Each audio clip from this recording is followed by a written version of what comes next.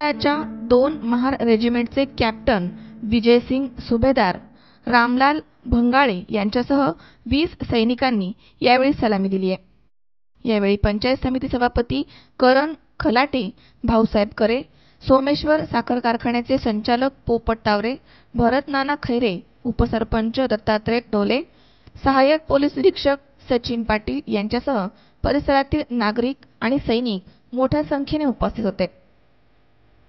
वृत्तसंकलन विभाग, सी 24 तास, मुरगाव।